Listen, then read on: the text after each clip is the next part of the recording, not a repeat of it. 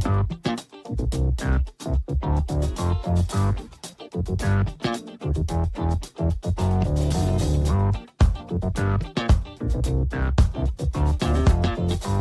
folks, and welcome to the Daily Ratings Podcast. It's a show where each week we're going to be sitting down with Vincent Daly to get his thoughts on the latest movies he's been watching, both older films and new releases. And don't worry, there's no spoilers. Vince will give a brief review of the movie, share some thoughts, and of course, then rate the film. The daily ratings are always fair, honest, and most importantly, they're consistent. On today's show, Vince will be rating and reviewing. We have 1994's The Crow, directed by Alex Proyas. We have 2024's The Crow by Rupert Sanders. Blink Twice by Zoe Kravitz. And finally, Strange Darling, directed by J.T. Molnar. So it's a pretty newly released week here, folks. Then we got The Old Crow, so let's see what Vince got to say about it. Stay tuned and enjoy the show.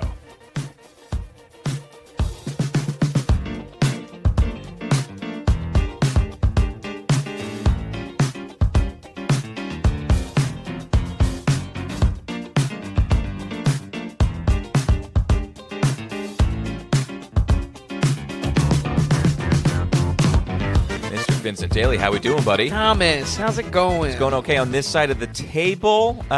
You had a moody week. You did have a moody week, and you added one last minute. Yes, I did. Even this week, and you were like, I think I'm going to add a fourth. Yeah, I honestly didn't recognize Strange Darling as a name, but I actually wrote it down on trailers to look out for. So, was able to catch it. There's a lot of hype around this film, and I'm here to say, believe the hype. This is easily the best of the week. So we're going to say that for the very end, then. Yeah, absolutely. Yeah, Strange Darling came out last year at Fantastic Fest, which is just another film festival in Austin. Yeah. And I think now it's picked up by Miramax for distribution, and deserves every slot it has. I think it has like 1,300 theaters, so there should be one theater by most people. Sure. And then if you're in a more populous area, there'll probably be two theaters. Yeah. Which is pretty good. Absolutely. I will say, I was looking on it for Box Office Mojo, because I forget because I was trying to see the theater count.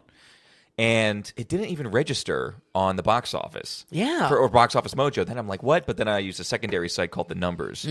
And they had some info about it. Yeah. Because I think it ended up doing like 9th at box office or something like that. Yeah. And I'll mention in the review, this original trailer was great. Wrote it down immediately, but only had a coming soon. And I feel like so much we've seen in shifting dates for releases and whatnot, and just shifting around almost strategically for like what's going to be a juggernaut that week. I think that's a good thing, so things don't get squashed by like Deadpool and whatnot. But I had a soft commitment. I had like no idea when it was going to be showing up, so I was like, all right, we're going to do it. Good. So, and it was no problem seeing it, right? Yeah, no. It's a breezy movie, and I'm like I said, not to overhype it, but Strange Darling is like one of the best of the year. This is like a seriously great movie. And I watched some clips, of course, on it online, and we'll get into it. Sure. Did you look at like the crew? Did you see who the cinematographer was or anything like that? I did. A weird oddball. Is it what is it? Ribisi. Yeah. Ribisi. Yeah. From Famous, of course. Really claimed to fame the last 15 seconds of Horizon Part 1 at American Saga Chapter 1 or whatever. So true. Other than that, it's a pretty rookie affair, which, again, why I was interested in covering it in the first place and why I was so pleasantly surprised with how much quality it was. And can't wait to talk about it. I would love to share some of the praise for the other new films this week. but don't ruin anything. I'm excited. Right. We're doing The Crow this week. We're doing the OG. Do you have any opening notes? Not really. I have meaty reviews because The Crow is something a lot to talk about for that first one. Yeah, exactly. It's kind of has so many topics held within it. But other than that, it is the 4 reviews. I'm raring to go. Okay, so basically, I think for the most part, we're going to jump back 30 years exactly because The Crow came out in 1994. It's rated R. It's an hour and 42 minutes. The director is Alex Proyas.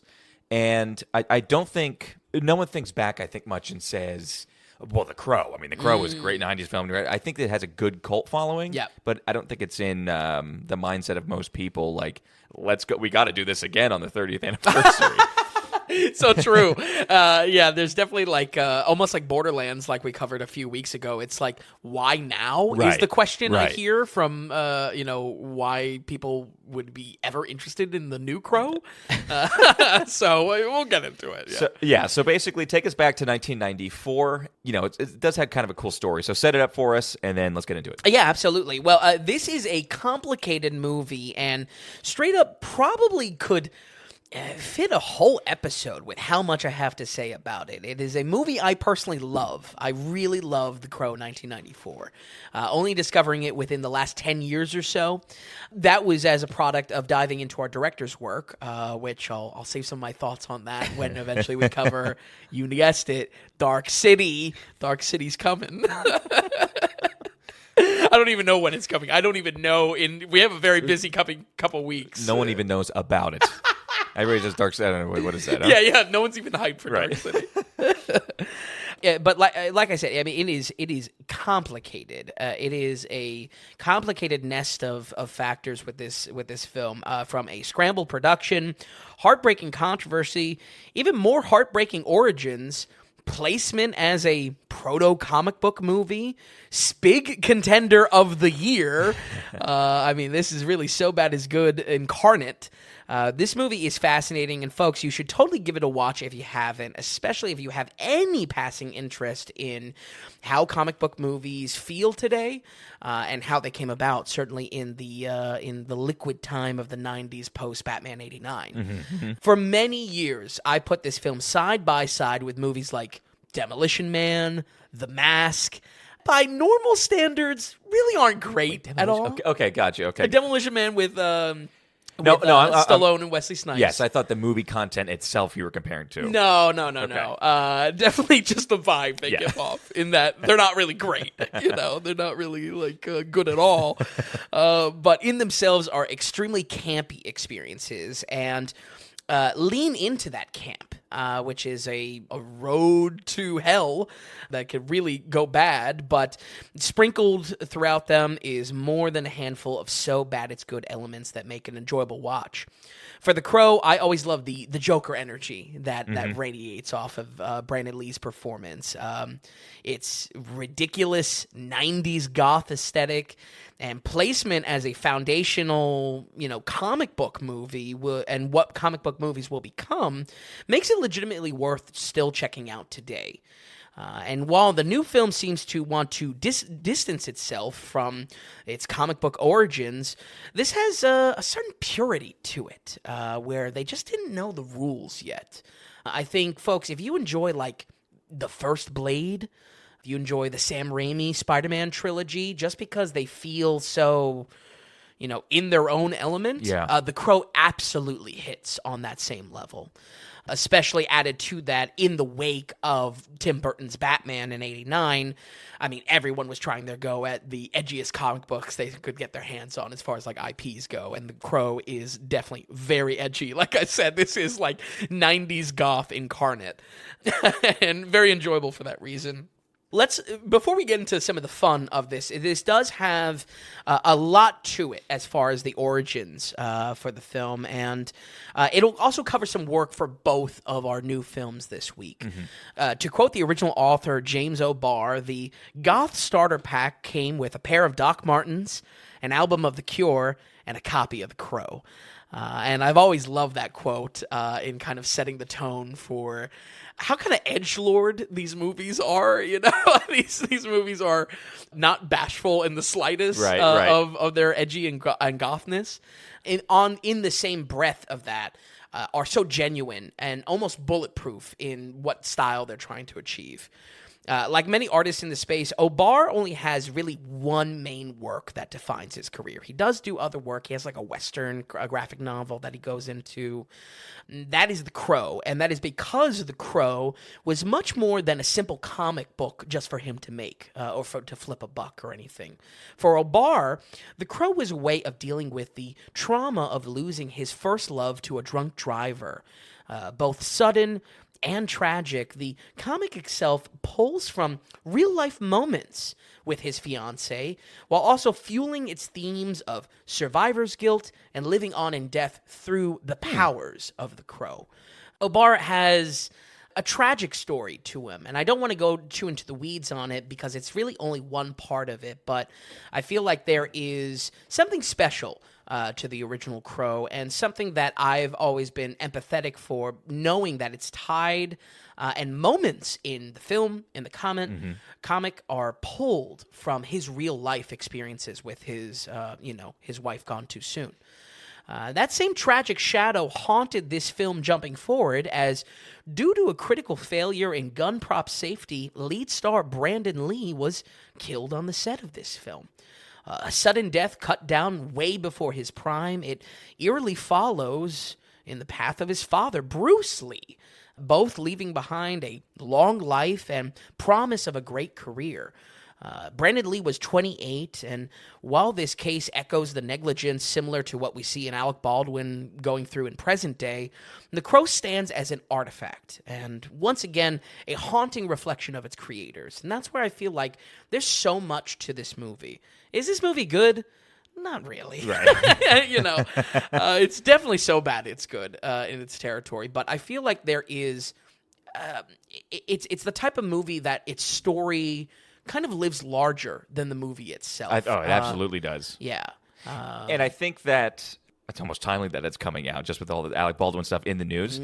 But the fact that it's based on the emotion behind it is real, just even in the comic, and then that trying to transform onto film. The fact that there's actually a depth there is nice. It's weird to say nice, but yeah, it's got, I don't know, it's got substance. Roots. Yes, yeah. And then with this Brandon Lee thing, I mean, it keeps this, as you said, it kind of keeps it as an artifact, because in fact, Quentin Tarantino was just on Bill Maher's podcast. Okay. And this came up because it's talking about Alec Baldwin and stuff, and Tarantino made the comment of, look how many thousands of films that have been made that guns are being used, and we only have 2 examples of something like this happening. Very true. He goes, it's a pretty good track record. And it is, but it's crazy to think that, these are the 2, and that it happened here and with Brandon Lee. Yeah. Because Bruce Lee was 29? No, 32 when he died.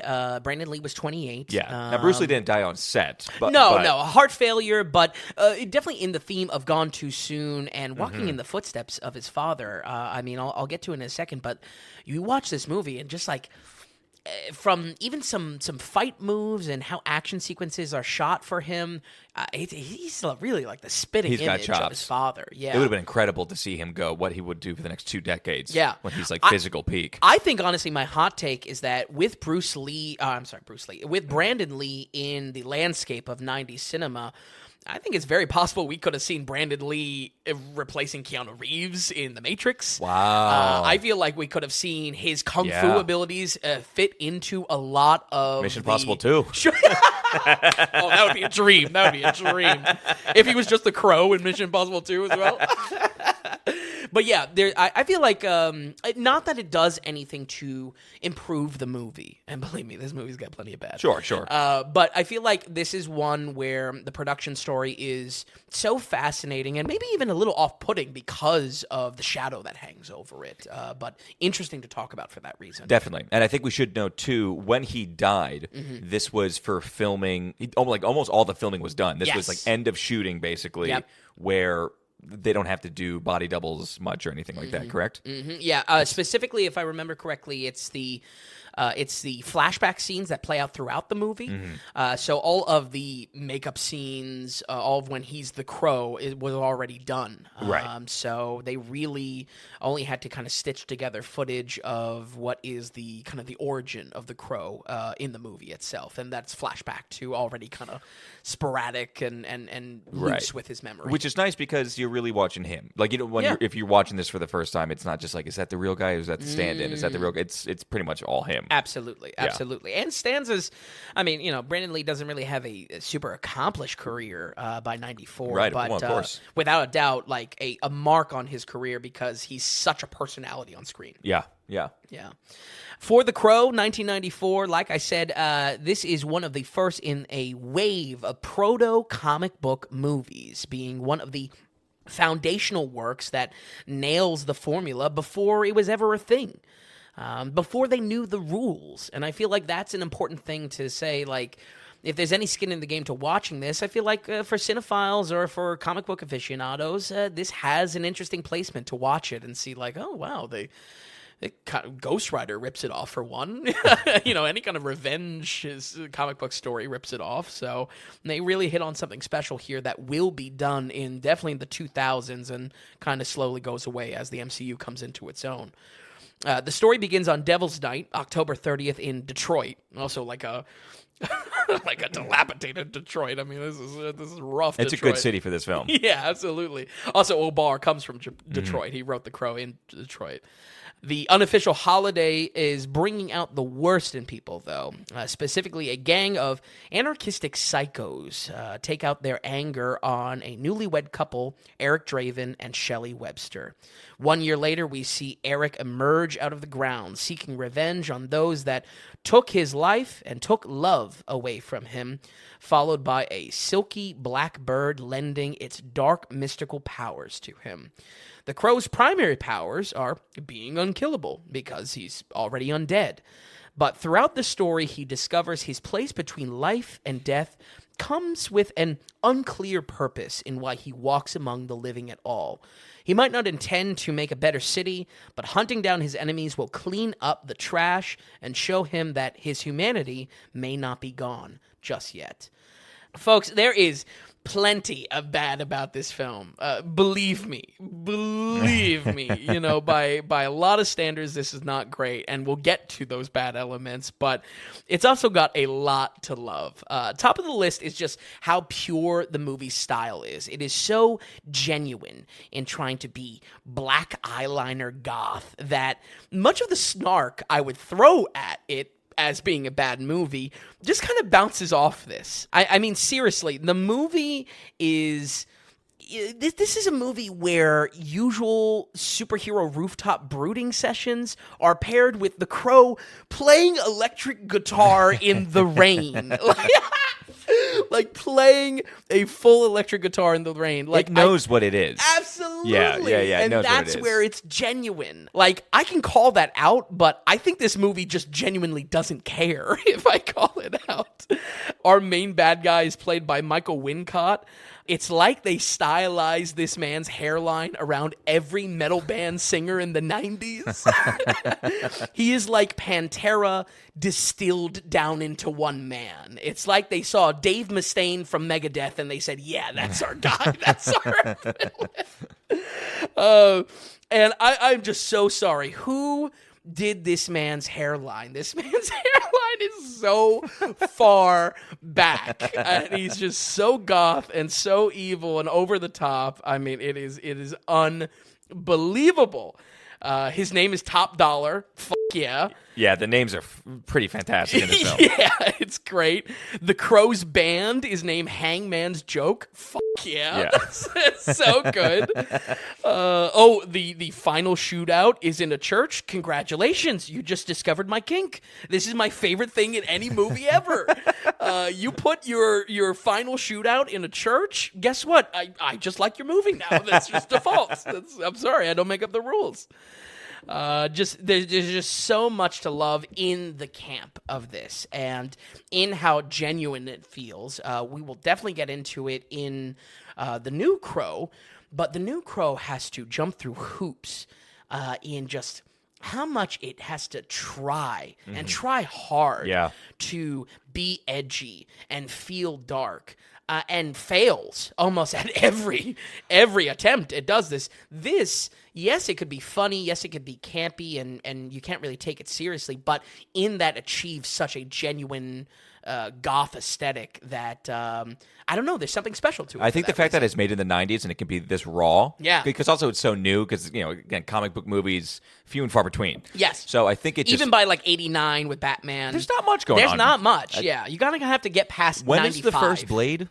99, I believe. Oh, okay. I mean, there you go. Yeah. I mean, so the fact that this can live there in the early 90s really helps it along. Yeah. I was excited for this New Crow. I'm not Really? gonna lie. I was Interesting. actually excited, and I was gonna go And then you made a comment about it. I looked up one video about it, and then I was like, I don't know. I'm gonna wait to see what Vin has to say about it. Yeah. Probably the best call. Because it's an uphill battle to try to match the emo, grungy darkness when you have this new polished film. And I don't know if that makes sense, but there's something about the raw 90s Detroit that works. Yeah, absolutely. Even this fictional comic book Detroit, right? It captures something, and you're so right with using the word polish because this new film is too polished. Yeah, it has to kind of bend over backwards to achieve that grunge, and fails at it at that. Even the look at it, I would want. We'll get in. I've got questions for the new one, so we'll get it. I'll save them for then. Yeah, but what I want to drive home as far as this bulletproof aesthetic, I think the best example of this, in a very good way, nowhere close to so bad it's good, is the first Matrix.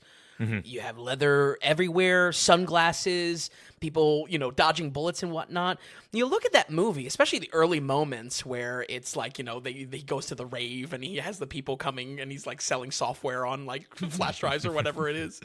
And you can say, what is this? But the style is substance. The style is storytelling in the world. And just in the same way, the goth aesthetic here, is it silly? Absolutely. Is it campy? Absolutely. But it still sells the world as a comic book movie. So that's kind of the hill I'm dying on this one. But we'll talk it more in the review in this of the new film. But the style here does not have to be earned because it is the style. And it must be said, it is still so clearly so bad it's good. It's definitely a bad movie. Countless aspects in this are just laughably bad, and there are a few that are just plain bad.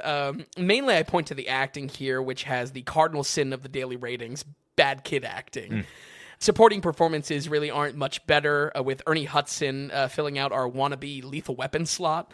I wish Ernie Hudson was a little better in this. He's really not. Fortunately for Spig's sake, countless scenes will just force you to say out loud why, followed by a laugh. This makes for a perfectly enjoyable bad experience, and just countless scenes. There's a scene where the pawn shop owner is at gunpoint, and he's just yelling like 8 times, "Shit on me! Shit on me!" He's like, it's I don't know, it's maybe more than 8 times. He's just yelling "shit on me." It's like, could we just get a different take on that? I don't know if "shit on me" is the word, is the phrase we want. All the gang members have at least one line that should be cut out of the script. Most of all, Top Dollar.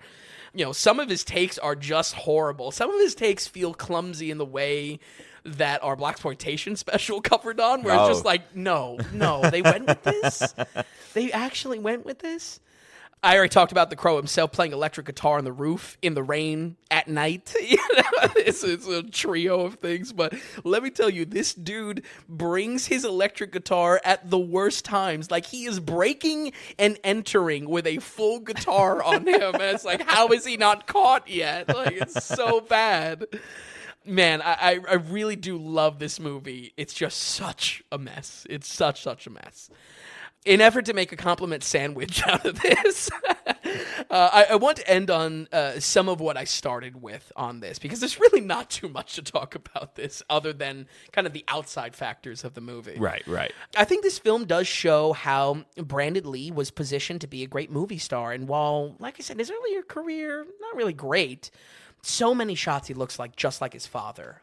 I feel like there's definitely an attention to detail to give him like kung fu adjacent type of moves, shoot him in scenes as like full body, full action type of shots that really highlight that.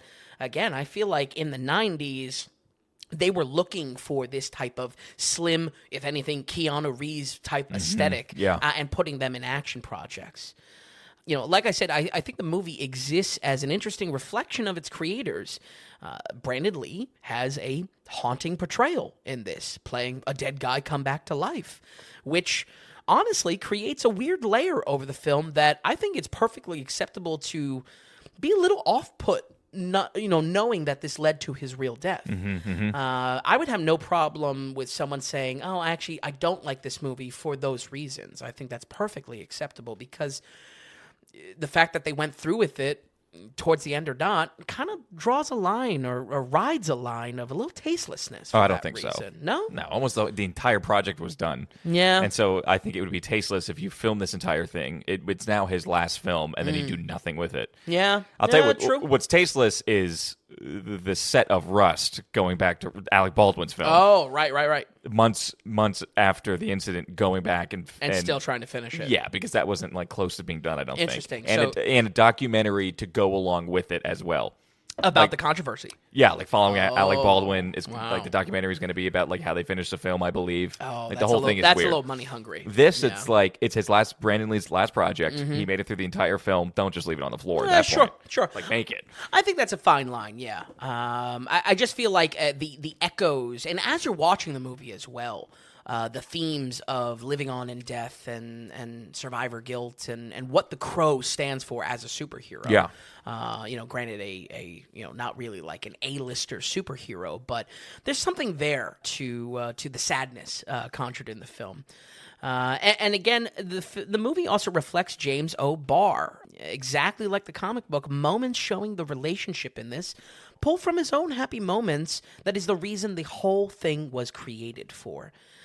The unfortunate elephant in the room, folks, is that there are 3 other very bad direct-to-video sequels made after this, diluting of a little bit of what we talked about here.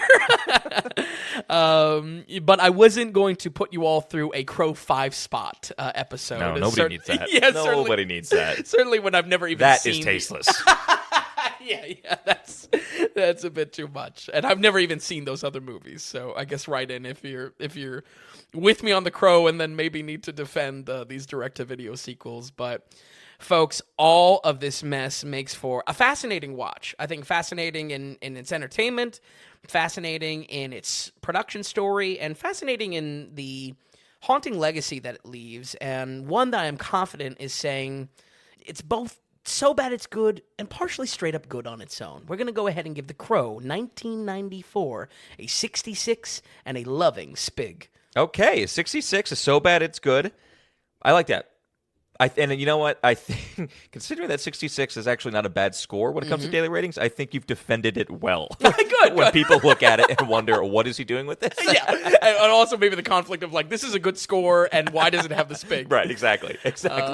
Yeah. It is conflicting. The entire film is conflicting. I think a third ranking on this, and maybe this can go into the compilation, is this is also a perfect boys watch. I mean, just like it's so... So I was going to say, would this be good to form a drinking game too? Oh, yeah, absolutely. Every time guitars get played. Like, every time a good electric guitar is on screen. every time a crow is on screen? Ooh, I mean, you get trashed pretty quickly. Okay. Well, that's what you did. That's why you're there. Maybe the drinking game is just getting to the scene with the pawn shop owner and you take a swig every time he says shit on me. Do we add it to the boys' watch? Is it a boys' watch? Do we add it to the compilation? I think it is a boys' watch because, I mean, what is a boys' watch than a moody experience? This is going to be everywhere on the site. Yeah. I am defending this in a way that I'm just going to populate it everywhere on the site. All right, Vin, with that, our next 3 films are now in theaters, newly released. So I'm not even going to play the music because we do have a producer for this week, which is awesome. We have someone to donate it in, but no note. And this is Linda Schiller coming in again. Oh, wow. New producer, but third-time producer now. Wow. Because this is, and I didn't say this last time, she's donating monthly. She set up the monthly plan. Oh, of course. First producer ever to do that. So every single month, she is donating a movie ticket to you, Vin. Wow. And she's covering the transferring fees, which is nice. But basically... so first of all, huge thanks to Linda Schiller. Thank you so much. And if you do a monthly thing or even a yearly thing, I just responded back to her and say, hey, anytime you feel the need to ask a question, anytime you want to spark a conversation or add to the conversation, just write in. Yeah. And we'll just treat it like any other donation note. So executive producer of episode 149, Linda, thank you so much. I mean, she donated... It's like I said, third time, which is fantastic. So, and any that are interested in a monthly type of subscription like that, we're more than happy to read, consecutive notes that you're sending. Oh, yeah, absolutely. And that's why I told her, hey, anytime you feel the need to say something, ask something, whatever, spark a conversation, right in. Yeah. It's totally fine. Absolutely. So big thanks to you, Linda, executive producer of 149. And we just want to remind people that we are producer supported. We're going off the value for value model. We don't have advertising here. We don't have Patreon. We don't have like payment tiers or paywalls. It's not pay to gain our access. Vin and I put all the information out there. We have the site there. Basically, are you finding valuable? So are you using it? Are you enjoying the podcast, using the site? We look at it as that's value in your pocket, so can you give us value back in our pocket? So when you go to thedailyratings.com and you go to the donations tab, through your monetary support, you become an actual legitimate producer of the Daily Ratings. Just like in Hollywood, when you financially support a project, you're a producer of that project. So just like Linda, she donated in a movie ticket for Vin, so she can write in a producer note as well, and that's kind of what we were talking about. When you donate, you can write us a note and just email us at tom.vin@thedailyratings.com. Write in a note and say whatever you want. It could be questions, comments, critiques. It could be suggestions. Doesn't even have to be film related. The point is we want to say thanks to you for donating and then also give you, the opportunity to say something. You're a producer. That means something special for us. And we appreciate it so much, basically.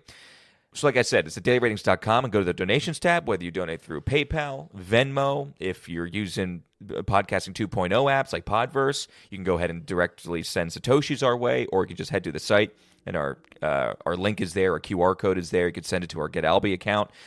A lot of different ways to donate, so whatever way you want to, it's all there on the site. We do have some set donations. So, for instance, Linda sends a movie ticket. You could be a Godfather, which we had last week. Be part of the Gump Club. Set donations, or just hit the big value for value button there, and it's whatever you want. So, let's say you want to donate $5 a month. You can make whatever number you want, and then you have the option. You could do it a one-time, a monthly, or even yearly. I was kind of communicating back and forth with Linda, and she was like, "Oh, I skip around. I kind of find a film here. I was just listening to this old episode, and I found a film there." And I think our podcast is very usable like that because we do, between 3 and 5 films every week. Some people listen to the entire episode and every single episode, and some people skip around. Yeah. And the whole point is, it's like, okay, even if you only listen to us 6 times a year, sure.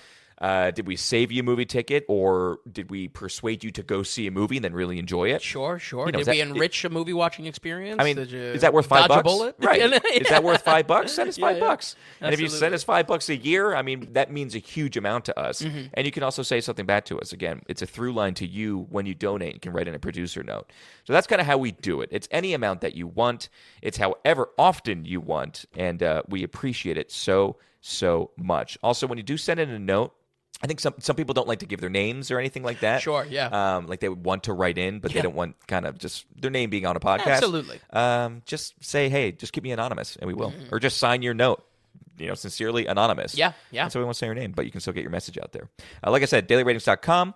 Head to the donations tab. Linda Schiller, thank you so much. Executive producer of 149. And if you want to be a producer of episode 150, go to thedailyratings.com. All right, Vin, we're going to keep things going, and we're just going to go ahead and go into the new Crow right away. I think that's good, keeping them since back we're all back. on the same, we're all on the same track. Yeah, we're ready to go. It's a 30-year anniversary, and part of the reason why we're rehashing all this old IP is because things are getting gobbled up, and then people have the IP, or through transitions, you're going to lose it. So then a film has to get made. Yes, and then. Very astute. That's really how a lot of these comic book licenses play. Right. Perfect example is Sony with Spider-Man, that they just keep on having to make Spider-Man spin-off movies to keep their license rights. That's kind of what we're dealing with here. It's like the 30th anniversary. I guess I didn't want to go do the IP when it's the 40th anniversary. Yeah. So we're doing The Crow once again in 2024. It's still rated R. It's just under 2 hours. And, it has, I don't really know the director too much, but it does have Bill Skarsgård as The Crow. Yes. Who's pretty fit, and I feel like I also was excited because I feel like he's a good fit for this character. Yeah. Anyway, that's I've been talking here. Just why don't I pass it off to you, Vin, and you can just get into the new Crow. Well, I really tried to go in with an open mind on this one because clearly the original holds a spot in my heart. Clearly. Yeah. I also think that it's an uphill battle that this has because any fan of The Crow will be kind of adverse to changes in style that is so clearly defined and so of its time period specifically, so like in the moment of that time. Sadly, the more news that came out about this, the worse it looked. Almost like Borderlands a few weeks ago, and like I commented on in the beginning of the episode, semi-tone deaf and being attempted to be made at all. This one feels like it missed the boat on the heydays of 2000s goth trends, like if Evanescence was distilled down into a movie. Side note, I wrote that joke literally when I first saw the trailer, and boy, was I right. Like, holy shit, was I right. The internet then proceeded to tear Bill Skarsgård to shreds on first glance of his tattooed look in this. The glaring comparison to Suicide Squad Joker doesn't pay this film any favors, with an already confusing why now demographic. The Crow 2024 is a moody romance action thriller that tries its best to separate itself from a comic book feel, but ultimately needing to pay off as one by the end. Eric's love interest, Shelley, is introduced on the run from a shadowy group that she has incriminating evidence on. The villain here is probably the most odd direction. Danny Houston plays an evil elite that conjures like blood magic to stay alive. I don't know if they're saying something in there, but a little odd. The whole story is much slower, though, which gives room for the new focus on romance to breathe. We start from scratch, with Eric and Shelley having a full-on meet-cute in some sort of juvie correctional facility. A quick side note with that is, like, actually throughout the entire story, I was really confused on what age they were supposed to be. Both in actor, both in character. Like, you don't know if they're what? Like, you thinking they're supposed to be 21-ish, 22-ish? Yeah, sure. I think that's fine. But this juvie correctional facility would be like under 18. Right. So I'm really just not sure what they were going for with that. Regardless, they break out and proceed to fall madly in love, only for their past to catch up with them. Reborn once again as the Crow, Eric comes back to hunt down those that took his love away from him. But with some guidance from the afterlife, he might just be able to save Shelley one last time. Oh boy, what's there to say about this? Just go ahead. This is a doozy. The film is extremely moody, sad, unfortunately not impactful enough to keep it out from being very, very boring. You know I don't like slinging that term around. Boring is super subjective. Christ's sakes, I like 2001: A Space Odyssey. That's a pretty boring movie. Well, so, sure, yeah. Most people like that. I mean. Yeah, well, I'm just saying, like, boring is not a good metric for grading movies. By this story layering the first half as like a romance origin and then the second half as a revenge thriller, it comes out more generic than I could ever imagine. It's a shame. Yeah, it really is. I think the elevator pitch here is that it's The Crow meets like an A24 film, but it doesn't commit enough to the artistic side of that and stumbles when it has to shift gears into being about superpowers because it's a superhero movie. Right. It's a dark superhero movie. I wouldn't even call The Crow an anti-hero because he wants to achieve good, even if he's doing so by killing. But that's what feels generic. Say what you want about The Crow 1994, but we discover the mystery side by side with his new powers and results as a pretty snappy movie. Each new revenge that he takes on in the original film, he's finding something new about his powers and unpacking the mystery. It's all happening at once. Yeah. Here we're siloed too much. It should be fast too. Yeah. It should be fast-paced, this kind of movie. Exactly. Here we're siloed into this is the romance section, and then halfway point we switch into a revenge thriller. And it feels like every other superhero origin story for that reason, with that heavy origin. I fully understand this is not trying to be a comic book movie, but the pacing feels totally off. It takes a long-ass time to get any sort of powers, and by having such a heavy origin plot structure, this felt indistinct from countless superhero stories, despite its best efforts not to be.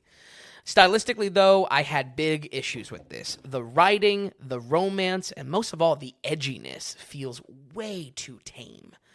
All of this boils down to feeling like this was trying so hard to be edgy and cool, but feeling distinctly like it comes from people that are clearly not edgy and cool. A lot of one-liners in the romance, especially coming from Shelley, feel just so try-hard that it is the opposite of this genuine goth of the original that we talked about. And like I mentioned in the last review, hitting on this concept of, or this element of bulletproof style, I think the best example is OG Matrix, where the style is storytelling. The style tells the story of a world. It's visual storytelling. The romance itself shows the best examples of this feeling lame as shit, though. We are in swanky penthouses in Manhattan, lakeside picnics. It doesn't exactly sell us on a scrappy world, and a scrappy world that is going to chew our characters apart. You want to be in Gotham, basically. Yeah, exactly. Or Detroit. Maybe even worse than Gotham. Yes, it may make for a cute romance scene, but if you ask me, this needed a chaotic dose of Sid and Nancy. I mean, show them like shooting up or something. You know what I mean? I needed some edge here, and this was just like a cutesy romance with some people with some tattoos. I'll boil it down to this, and I say this in that I am not I am not punk, but to be punk, you must be punk, and this is just not. You know what I mean? Yeah, this is tame punk. I don't even know what you would call it. This is just tame. This is wannabe. This is poser. The soundtrack feels like it's dancing around license rights it doesn't have. Tom, I actually thought of you just in like the process of editing this movie. There is a suspicious amount of 6-second song bursts in the soundtrack that I just couldn't help but notice. And it's also another missed opportunity around this moody music. This goes for a lot more hipster choices. Like, I love all the choices themselves. Joy Division, Gary Newman, all very on point for the style and kind of the legacy of The Crow.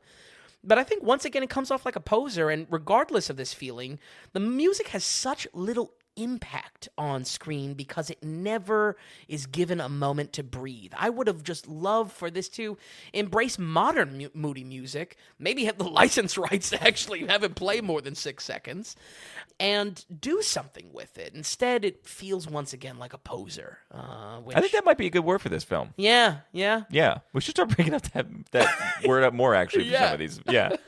We'll see with that new... We'll see about that Mufasa movie coming out. Yeah, absolutely. Absolutely. I think the best angle this takes is how the Crow's powers are done. Eric discovers his powers, or rather I should say, as Eric discovers his powers, they aren't portrayed as the power-drunk madness it is in the original. And that loss of energy on screen isn't terrible. This is going for a much more serious, gritty, almost, a Nolan Batman style that it's trying to reel it up a little bit. Right. It doesn't want to be a comic book movie. Yes, exactly. Which probably it's losing, that's what's taking its edge away. Yeah. Because if you really want a good comic book movie, there's something... there has to be a suspension a little bit. There has to be some disbelief. Yeah, and I would say, borderline campiness. In whichever way you want to be campy. But there needs to be something that has that tinge of comic book film. Absolutely. Here, it's not a terrible change losing what I love probably the most about the original Crow. So, I mean, I have to kind of separate that. But I think it's an interesting direction they go. The biggest change here is that the Crow, he feels every wound and almost comes off as a slight body horror, as his healing is in an extremely painful way, like bones snapping into place and like him having to like shove guts back into his stomach.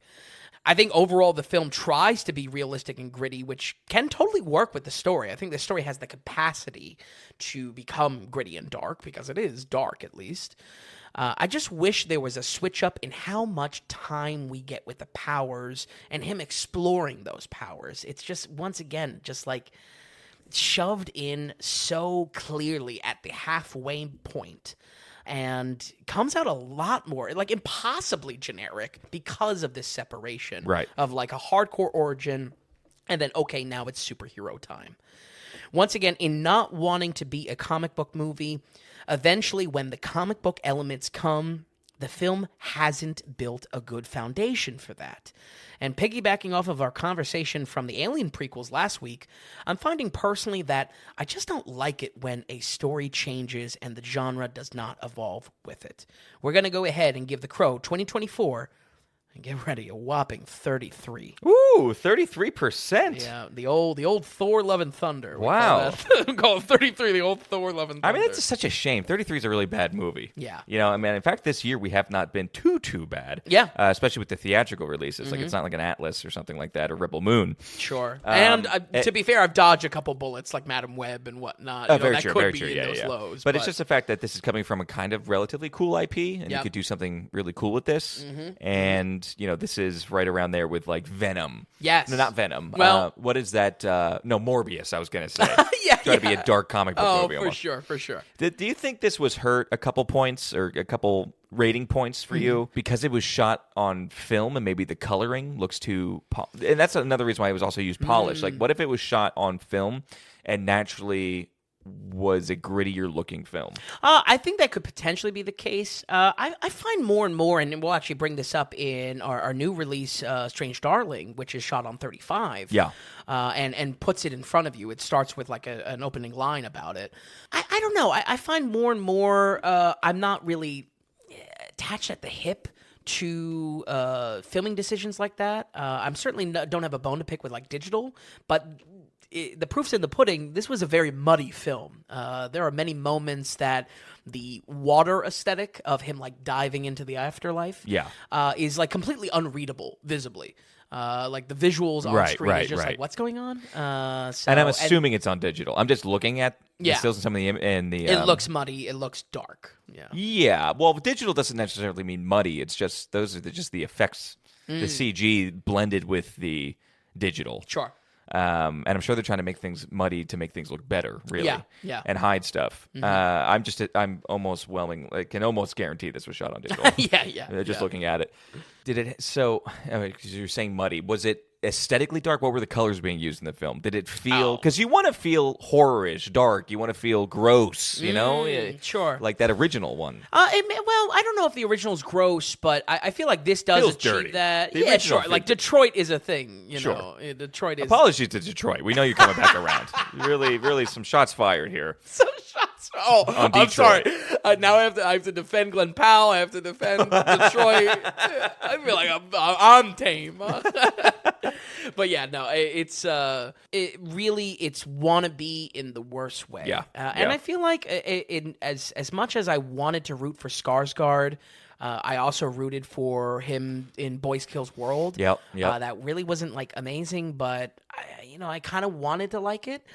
Unfortunately, here dips a lot worse. That it's shown right in that first gut reaction to his tattoos that it's try hard. It's wannabe. And that's 33% is what that is for the new Crow. Well, it really did bad at the box office. Yeah. I think Twisters almost beat it. Oh, wow. Really? This deep in the weeks? Wow. All right, so let's keep things going now. Channing Tatum is back in theaters. He was just in for that horrible movie that we covered. Fly Me to the Moon. Fly Me to the Moon. But he's back with Zoe Kravitz at the helm directing this project. Yep. This film is called Blink Twice. And I think let's just set it up for us. Man. Sure. And is this Zoe Kravitz's first time as far as a feature? Very, very first time. Okay. Not even like a short under her belt. Really? Yeah. Okay. Okay. All right. So why don't you get into the story a little bit? Set it up for us, and then kind of just tell us how it went. Tell us how you liked it. Yeah. Well, Blink Twice is a psychological thriller, not too far from something like Get Out. I feel like that is well-deserved praise for like 90% of the film. And then, unfortunately, it really just does not stick the landing. And if anything, kind of shits the bed, if I'm being honest, because I'll get into a second what my comparison becomes from a positive comparison to Get Out and what that means for a first-time horror director, the implications of pairing it side by side. But it really just becomes something else. Pretty much out of nowhere, this is the directorial debut for actress Zoe Kravitz. She is still set to star in 3 projects in 2025. So this must have been right after she wrapped The Batman and Kimmy in 2022. Both we reviewed, if you want to check that out, folks. I like Kravitz, especially after seeing some interviews with her soon-to-be hubby, Channing Tatum. They're a thing. Oh, yeah. Absolutely. Didn't know that. Yeah, fiancés. I wouldn't expect that one. Yeah. I'll be honest, I think it's a charming couple. I think their Criterion interview was super, super charming and kind of sold me on it. I have to say, the pull this film has from casting to pre-release hype to getting Taylor Swift to plug it has a distinct Nepo stench on it. And if I was incorrectly slinging that at Glenn Powell, in the coming months, especially for a first-time director of anything, I have to kind of sling it here. This is like a crazy cast for a first time, but hey, I guess it's about who you know, right? It's not about what you know. Like I said, Blink Twice, a psychological thriller, 90% of it, really good. Strong visually, strong in editing, in the mood, the atmosphere of it. But unfortunately, my comparison for that last 10%, I hate to say it, it feels exactly like Saltburn from last year, with an ending that is just wildly unearned and kind of ruins the entire experience going backwards. Well, 10%, that last 10%. Yeah. And I didn't go back and listen to my Saltburn review because I definitely still feel the same way about it. Right. But in the same way that the ending is so unearned, it almost is irrelevant what goes on in the story. It could be anything. Gotcha. The ending is prescribed. They want this like last scene, the scene visuals, the feel of the scene, and it's almost like it doesn't matter how we got there at all. And that is unfortunately how this feels. Channing Tatum plays Slater King, a billionaire playboy and social media master. We are introduced to him by a Logan Paul type fake apology, which I thought was kind of, apropos for the times. And quickly we find out there are many personas he juggles. And the story works best when we are drawn into the interesting posse he travels around with, which we'll talk about casting in a second. Unraveling why he would have such an odd crew around him of different ages and not really like of his type, whether that be like handsomeness or charming or anything like that. That is the interesting layer that draws you into this. Our 2 outside perspectives are Frida, played by Naomi Ackie, and Jess, played by Aaliyah Shawkat. They sneak into one of his elite after parties, and next thing you know, they find themselves whisked away to his new private island. Almost endless days are filled with drinking, smoking, tripping, and about everything you can think of, but slowly, certain habits or rituals start to appear in the day-to-day. Time flies by when you're having fun, but maybe this remote island is a little bit too much fun. I would say the writing is an area where I'm a bit torn on if I like this or not. She was writing as well, yes. or co-writing at least. Yeah, absolutely. I think she takes the primary credit, and again, something we always say, love writer-directors, wanted to give her a shot. She is alongside one other writer that she seemed to link up through that high-fidelity TV spinoff that she starred in. Mainly, I enjoyed some of the unexpected angles that this took, which added to the draw of the story, but I'm just not sure they pay off, at all. At all. Like I said, we're introduced to King through an internet apology video, which felt like an interesting theming around social media and being seen. There's also similar undertones to therapy and a type of kind of like therapeutic babble that is used to cover up certain clues in the story, and also where we get this title from, which is a little bit of a spoiler in itself. To me, this felt like a mix of satire, but also embracing it. And I think the better example, and frankly a great example of this is, of course, Bodies, Bodies, Bodies. That film was able to walk such a fine line between satire and being genuine in its approach to Zoomer speak. And here, there is a similar line that this dances on, in that it's able to critique these elements like over therapy and social media, but also embrace it. But frustratingly, none of this pays off in the slightest. The ending moments of this film leave a lot on the table. When we finally get our answers to the mystery, some of this comes into play, but priority is on shock, and shock first, and seriously doesn't even add up if you think about it more than 2 seconds. I mean, you put an ounce of thought into this walking out of the theater, and it's like, wait, what? This doesn't make sense at all. And not only that, left so much on the table as far as these themes that are not really acted upon in any sort of way. So you don't think that if you give this like a second watch, oh, I'm finding more. Oh, now I see this. It's just like... I think I'm going to get angrier. It's just not there. Right, yeah, I think we're going to get more frustrated if I watch this because all these elements, all these threads, are more red herrings than anything. They're meant to misdirect. Gotcha. Yeah. And this is what I mean comparing it to Saltburn, where, again, it's almost irrelevant of what happens in the story. This ending is a desire to pull off a certain feeling, a certain style to the last moments, a certain shock. It's irrelevant of what the building blocks are leading up to that, because the endings are going to happen. The ending is going to happen this way, one way or another. So, on a positive, visually, I think this is really a strong showing for Zoe Kravitz. I thought this had great style to it. And like I said, a good 90% of the film, I don't know, I was about it. I was really about this. At first, I was ready to pigeonhole this, thinking it looked no different than kind of a growing wave of resort-focused settings. I'm talking about like the Glass Onion type look that's been coming about. A type of in-your-face opulence. I don't know. Maybe we can come up with a term for this. I had that stuck in my head as well, that film, for whatever reason. But it's the whole thing going to an island. You have this rich billionaire. Yeah. You've got all the characters. Yeah. I think Triangle of Sadness hit on a similar thing. I think Infinity Pool. It's like I don't know, resort chic? I don't know. I don't know. We got to come up with something like Cool Catholic for the for the theming of it. But this really does have its own thing going on. I thought the editing in this was pretty awesome, especially on the focus of this drug haze blurring days together. As much as the movie is about fun partying on screen, the psychological thriller has to creep in at some point. And this unease is communicated wonderfully between changes in the editing. Whether that be stream of conscious breaking, days slipping by, like we just pop into another setting and literally you're wondering, well, what happened that night? I feel like in the editing, it had a great visual language to selling this days are flying by and I have no idea what's happening because of drugs or whatever, or just the fun I'm having.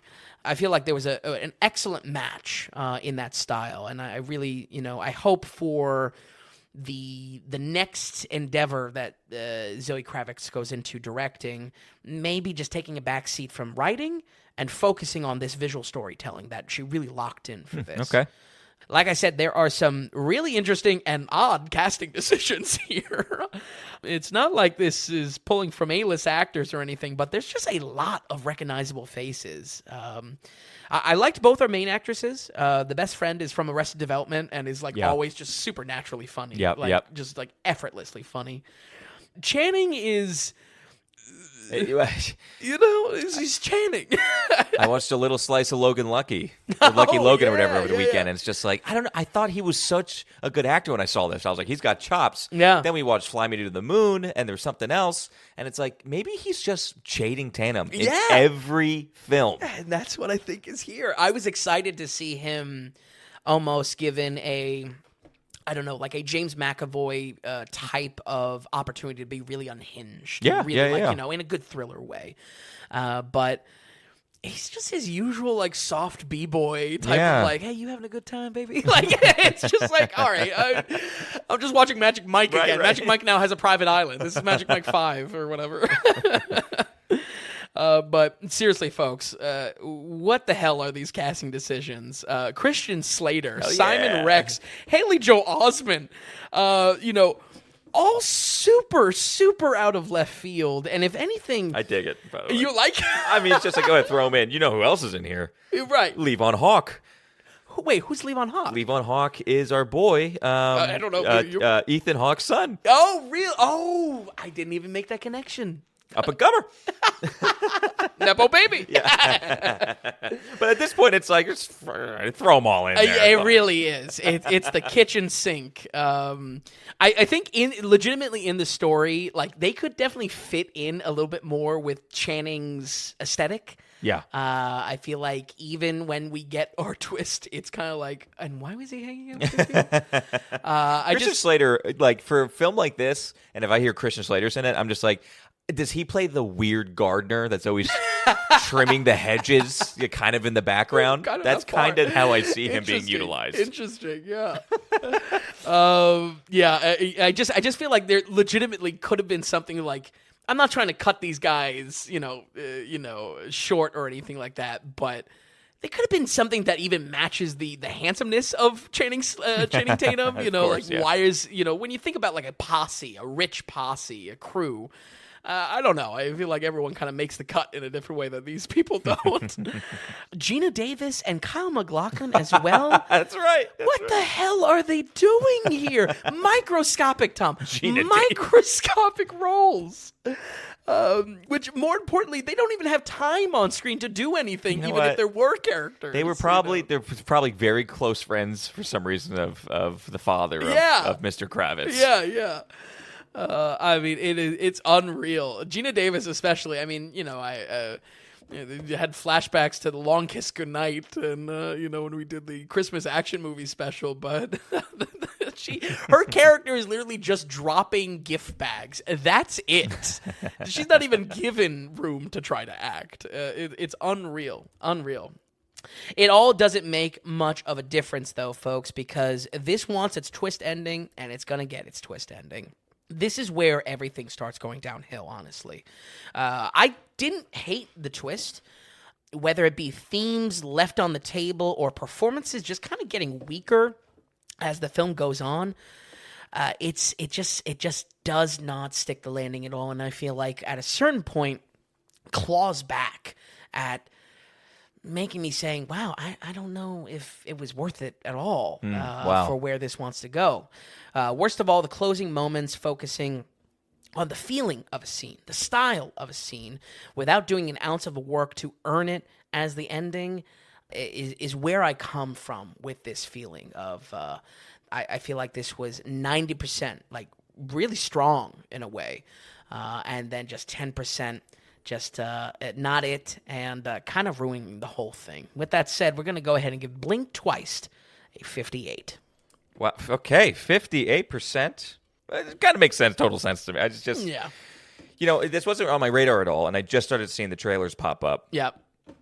In the past few weeks, and I'm was surprised just it's on your this? radar. There's a huge press campaign about this. See, yeah, I guess I'm just not in that circle. Yeah, I'm just in the Ethan Hawke circle. I don't know. I just I get whiffs of it here or there. But I mean, it does make sense, especially if T Swift is going on it. Yeah. This is meant for teenagers. This film. That's what this is meant for. I think. Is it rated R? Yeah. Oh yeah. It's rated R. Yeah. So true. This is like a date night thriller. It's end of summer. Kids can still go to it. Yeah. By the way, hotel resort thing too. White Lotus. Oh, that's a huge so one in true. it. Yeah. We really need to come up with a term for that. Yeah, we will. Because I don't think that's going away anytime soon. Maybe it's the Sandler effect, because that was Adam Sandler's. I was just going on vacation and film a movie with some of my comedian friends. So basically, I mean, Blink Twice, I think that's just who it's for. I think it's for teens and people in their young 20s. Sure. And just go and have maybe a good... more accepting of that, stylish the twist. Can you? Yeah. Yeah, like the jaw drop. Yeah, if you can kind of turn your brain off and just be like, whoa, that kind of shit. Bingo. But okay, all right, and 58%, it's treading water there. It's doing something there with that. I think so. In that regard, and if anything, comparing it to Saltburn, which I really hated, it's an equal score to that. I believe I gave Saltburn a 58. That's funny. In that it's a conflicted score, because there are moments leading up that I thought were visually fun, stylish, and new and fresh. Yeah. And I feel like similarly here, when it comes to the psychological elements of the thriller, that editing was really dialed in. There was some inspired choices there, even as confusing as it could be.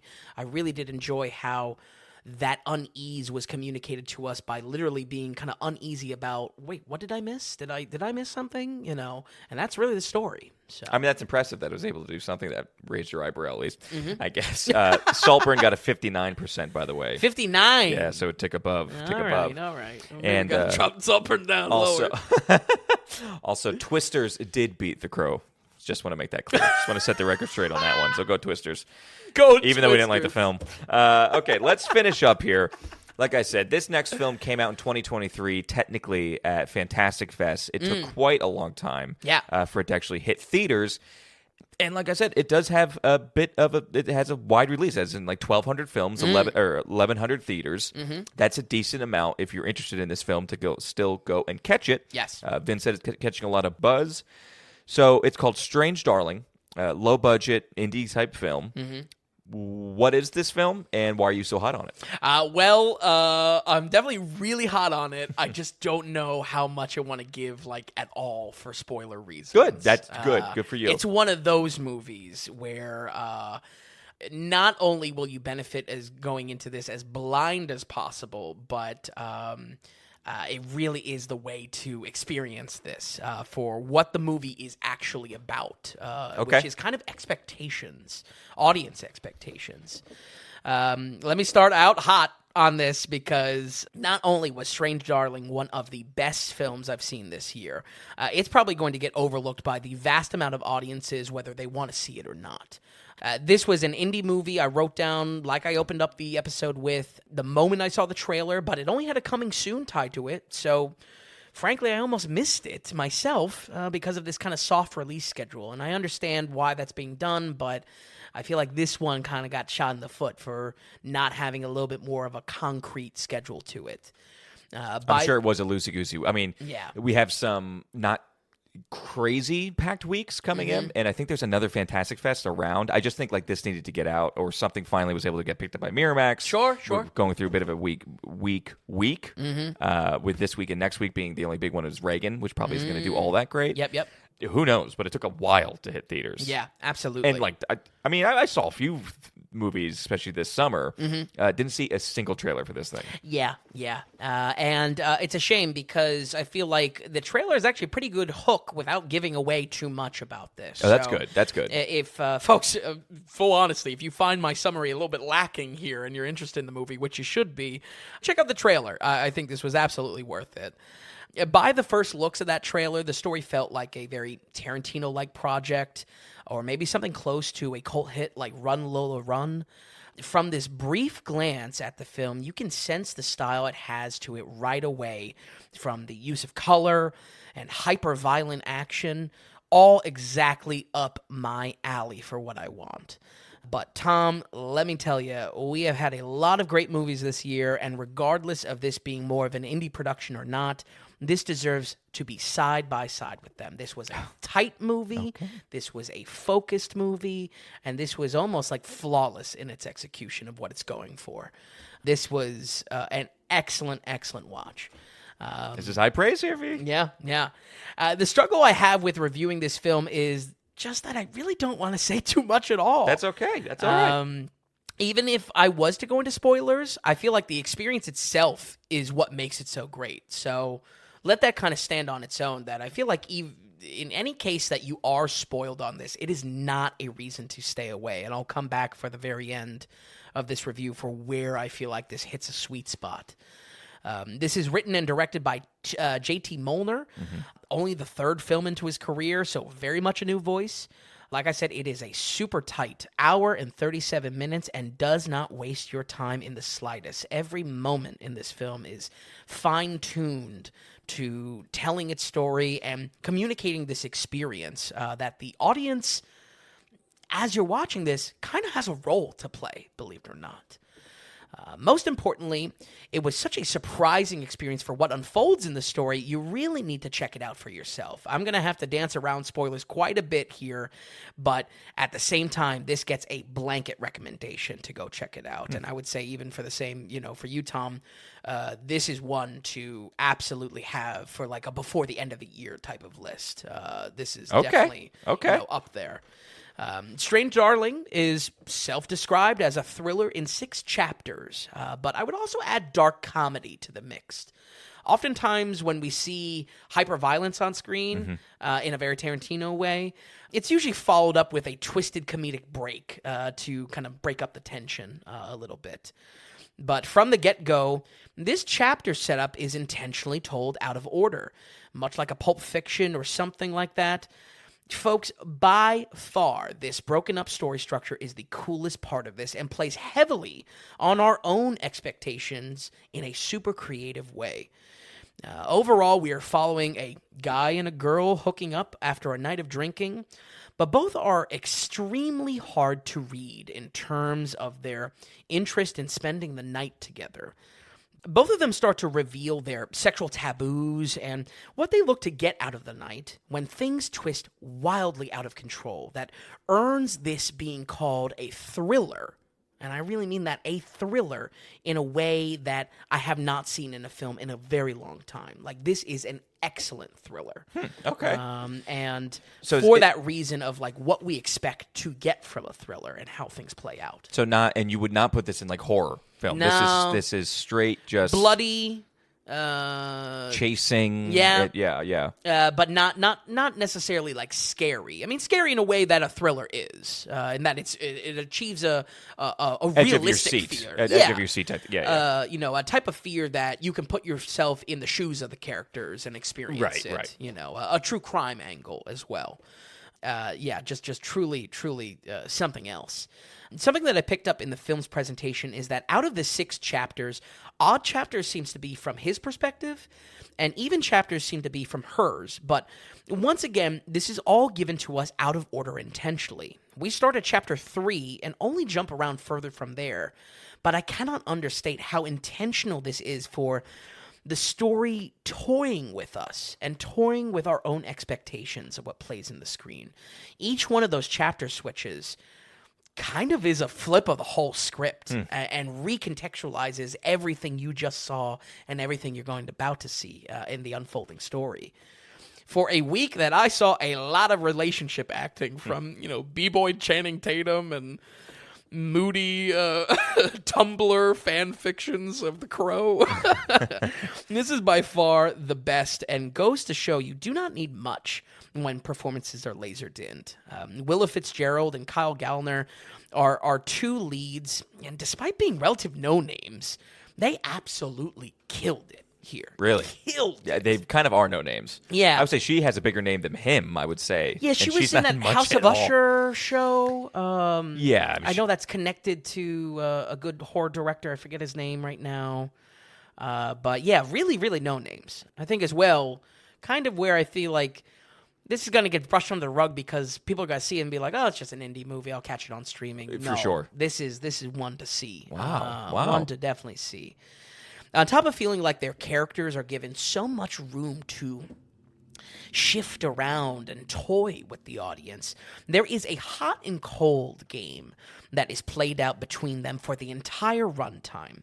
This is taken to extremes over the course of the film. No, I mean, like, beyond extremes. This hot and that's probably the best summary I can give, that it is this hot and cold game taken to the furthest it could possibly go in what they are trying to read into each other, what we, the audience, are trying to read into these performances. Yeah. I think on the site I wrote in the description, cat and mouse. Yeah, I think that's great. Yeah. While it may hurt believability if it was presented in order, by telling this story broken up, each chapter gives us a hook to puzzle together how the hell this situation became this much of a clusterfuck. Like, this much of, like, whoa, what is happening? Like, is wild. Truly wildly out of control. Stylistically, this film continues to knock it out of the park. There is a love of red throughout the film that is very deliberate in how it's used. Unlike the trend we've seen in 2024 for every horror poster just being covered in red. I posted something on our Insta about that was very good. Yeah, that was fun. Yeah, I mean, like, I love it. You know, I think these are all, like, great, really great posters that are just covered in red, but definitely a trend in 2024 specifically. Unlike that, though, only specific pieces of clothing or lighting will spotlight red to our two characters, almost as a way to signify on who we should empathize with or who we should fear. And every ounce of the film is like that, used in some sort of purposeful way, always conscious of how we as the viewer are perceiving it and what that does to our perception of these characters. The music is another amazing example of this. Many intense chase scenes, the sting in the soundtrack will be basically what I think is a guy just rubbing an electric guitar on an amp. Like it's very grindy. It's very loud. It's very cool. I enjoyed it a lot. But once again, used purposefully, as more pieces in the story fall into place, we find that same music sting switched up and paired with moments that look innocuous on the surface, but clearly have a sinister twist to it. Overall, I think a good comparison here, maybe just to bookmark it a little bit, the intensity of this film, especially around the violence, reminded me a lot of the director Jeremy Saulnier, I think that's how it's Saulnier, who directed films like Green Room in 2015, and most recently, Blue Ruin, Hold the Dark for Netflix. It's that type of intensity. It's that type of hyper-violence. That guy gets real. Yeah. I know that if you're comparing it to that guy, I mean, who I really like, I would almost see I almost want to give that guy a bigger budget because what he can conjure with low budget and the darkness and the feelings he makes you feel through the screen. That's high praise if you're including him in this club. Absolutely. And maybe a double-edged sword in the sense that those are very yucky movies. Like you watch Green Room. It doesn't make you feel good. You kind of feel gross. And have you seen Blue Ruin? Yep. Another one where it's just does not make you feel good at all. Kind of a de-empowerment story. So maybe take that in mind with both directions. If you know you don't really care for those type of films, that might be something to stay away from this one on. Now, that director is a very quiet as far as it comes to music, and as far as just like a slow, makes you just bleed out slowly watching a film or watching a scene. Is this guy with this music, what you're saying is it electric? Are you more so ramped up? Certain things. In the score, I think it was used like that. The music is actually purposeful in a way that there's a repeat song that's played over that more and more kind of gives context to what's unfolding. Okay. So, violence on screen, though, is sudden, is what I'm trying to get across. It's sudden, it's intense, and it really earns being called hyper-violence for that reason. But once again, none of it is for just style alone. All of it serves a purpose in telling a story of two individuals tangled in the expectations of each other. And then a layer on top of that of our expectations of what these characters are. This is going to be high praise, folks. Circling back to this from the beginning of the review, this film strikes a very, very specific Goldilocks zone. Specifically, the same Goldilocks zone that The Sixth Sense has, where the movie can be enjoyed equally if you know the twist or don't. And I feel like definitely enriches a second watch for that reason. If anything, I absolutely think this deserves a second watch soon after, just so you can pick up all the little clues to what unfolds and maybe have a little bit of a respect of how the story should be playing out normally in this 6-chapter kind of jumping around feature. And while I could not see this twice this week, a watch later in the year may bump it up even higher. Folks, this is simply that good and worth the watch wherever and whenever you can. We're going to go ahead and give Strange Darling an 83. Woo! 83%. That is a hot score. Folks, I mean, if you I don't know if you're new to the daily ratings at all, 83 is a huge score. 83 is, 65, good movie. 75, great movie. 85 is a must-watch film. Absolutely. For any audience. And in a lot of regards, 80 itself is, make time to see this. Right. Make time to check this out. Wow, 83%. And I'll tell you what, one of the producers, or a couple of producers on this film, also produced Late Night with the Devil, which you gave a 74, and Barbarian, which gave us 71. Oh, interesting. Which horror when you're in the 70s, that's good. Yeah. I mean, you get a lot of schlock out there. Absolutely. So 83% to keep an eye out on this director. I think, now you made a comment before saying that he's done 3 movies. Mm-hmm. He's only done 2 and then a bunch of shorts. Yes. So the only other film he's done is a Western called Outlaws and Angels. Oh, really? I think we should definitely check it out at this point.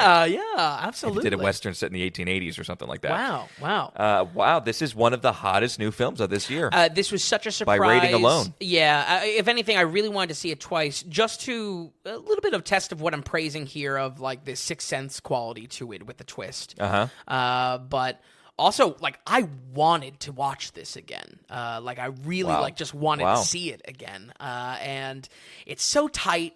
And it's so focused, and it's so snappy, and there's no fat on it, and it's just like, man, this is like a dream come true, honestly. This is a reason to check out indie productions. This is a reason to check out the diamond in the rough. Yeah, seek the diamond in the rough. $4 million budget. Right, nothing. Which is so good to hear. That, it's... I don't know. I love hearing that because it's you don't need all the tech. You don't need everything. You just need to have a vision, have a very clear vision, know how to generally use your cameras and lenses, and they don't even have to be all that expensive, and you can make gold. Yeah, absolutely. And we're finding some really good kind of lower budget films, which I absolutely love. Absolutely. 83% is a huge score, Vin. I love that you decided to go see this in the film. Yeah. What circles is this in right now? Like who would... You know what I mean? Is this your gamer friends? Is this just your horror people? What is this? No. What circles? This was definitely getting praise on its own. Okay. And huge praise because of it being so low budget and so like out of nowhere in the blue. Right. I feel like if anything, a cinephile circle, like a really movie nut circle, is they're the type that are searching for these type of diamonds in the rough, whether it be like an article that they can make and be like, oh, you got to check out this movie or something like that. I feel like that's the game in that space of trying to find the deepest cut possible so you can be the first to talk about it. Interesting. I feel like this movie hits on that, but don't let that niche type of approach turn you off from this, folks. It's just flat out a good movie. It is an excellent thriller. This is again more deserving of being called a thriller than so much that I've seen, so much that has come out even in just the course of doing the podcast. That excites me because getting a thriller, you know what I mean, that doesn't dip in too much into horror, I dig that. And it would be, it sounds like I do. I got to watch this, got to do my homework on this one. If you want just for the end of the just for the Tom Dailies, I got to just get, you know what I mean. Wow. And like I said, it's around 1,200 theaters, so it should be, you should be able to find it no matter where you're at in the country. There should be a theater near you that's at least holding this. Not all of them for sure, but and depending on how it continues to do, it's not making the most money, but it could pop up in more as well. It's getting a lot of hype across the board, or at least critical praise, I should say. So maybe that, in this next week, that's kind of an open slot, maybe it survives. I think it will. I think it will survive. I think the only question is, does it add, you know what I mean? Or do we keep it at this? So you do have another week to see it. I would bet a lot of money on that. Yeah, but worth a check out. Add it to your coming to streaming soon type of lists, folks, and keep an eye out for it. And for us, names to keep in mind. So J.T. Molnar, who's directed it and wrote it, so we have to keep an eye on him. And then the actors that you quite liked: Willa Fitzgerald playing the female, and then Kyle Gallner. Yeah, Willa Fitzgerald specifically. I don't want to talk about the specifics, but wow, just both of them, they killed it. They killed it in a classic example of put two actors in a room and really make sure that they're laser focused, and they're going to knock it out of the park. I don't feel like you put more A-list actors in this and they could do any better of a job. The job was done as well as it could here. Excellent. Well, I'm glad you were able to cap off the week with this. That's huge. Yeah. Vin, looking at any of these, anything to touch on, anything to end on, anything for next week? Roll credits? No. Well, next week, like we said, folks, there's not really great releases. There was the Reagan picture that we were gonna maybe do a president episode for. There was also, which is a great idea. That's still gold. Yeah. That's still gold. Still gold, absolutely. And there's some that I want to see just on the site, but There was also potentially another baseball week in the works, which once again will happen eventually. There's also, I mean, the biggest release, I know you said there's really not much besides Reagan, but Afraid, the new Blumhouse one where it's like Alexa turns evil. I mean, really, if you want to talk about the pinnacle, the very tippy top of schlock, that's movie, schlock. That's boy, just acting on the fears of the masses in America. Yeah, that Afraid movie really is the worst. But instead of all three of those, we're going with a fourth option, and we're going to do a special. Tom and I were reflecting, and we haven't done a special since like March. Yep. We have had a lot of time to brew on special ideas, and we're going to be introducing kind of hopefully what will be a new special series called Directors First, and we'll talk about it plenty in next week's episode, so make sure to tune in. Yeah, and I can't wait. I think it's a great special idea. I mean, it says it right in the title, Directors First. We're going to go through some famous directors that everybody knows, and let's check out their first feature film. So we got a pile of them next week. That'll be kind of part one, and it's going to be a blast. So come on by, because it's going to be good. It's going to be really good diving into those. So look forward to that for next week. As far as this week goes, Vin, thank you so much for watching these. Thanks for stopping by. Folks at home, we're going to run it down one more time. We have 1994's The Crow with a 66%, 2024's The Crow with a 33%, Blink Twice with a 58%, and Strange Darling with a big old 83%. So do not sleep on it, folks. All right, folks, thank you so much for listening, and we will see you next week for that special on the Daily Ratings Podcast.